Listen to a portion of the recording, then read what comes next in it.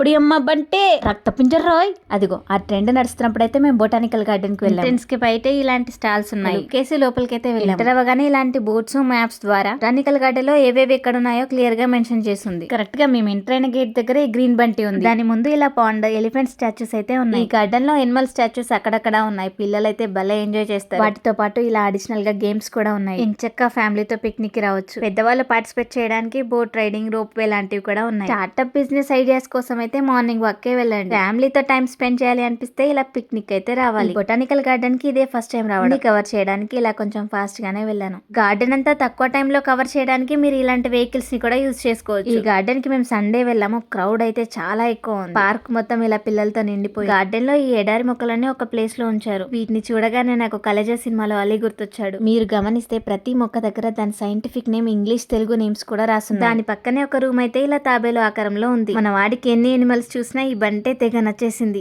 మాటి మాటికి ఇక్కడే ఆగిపోతున్నాడు. ఇక్కడ లొకేషన్స్ అన్ని చాలా చాలా బాగున్నాయి. ఇలా రీల్స్ కూడా షూట్ చేస్తున్నారు. మేము ఎంటర్ అయిన గేట్ నుంచి ఇలా వర్చువల్ రియాలిటీ గేమ్స్ ఉన్న ప్లేస్ సైడ్ వెళ్ళేటప్పుడు ఇలా కొద్దిసేపు టైం స్పెండ్ చేసాం. కరెక్ట్ గా సన్సెట్ టైం కి ఇక్కడికి చేరుకున్నాము. నేనైతే ఎన్ని ఫొటోస్, వీడియోస్ తీసుకున్నాను. ఇక్కడైతే ప్రతిదీ కళ్ళకి చాలా అందంగా కనిపిస్తుంది.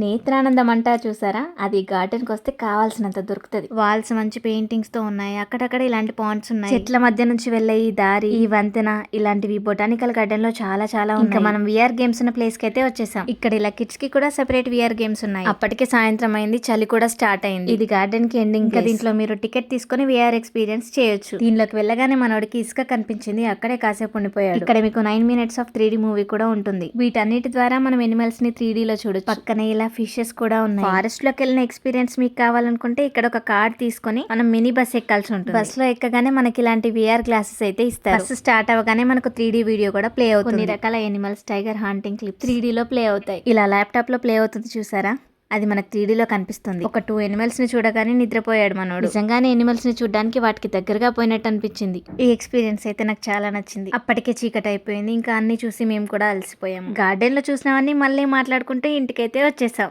Thanks for watching.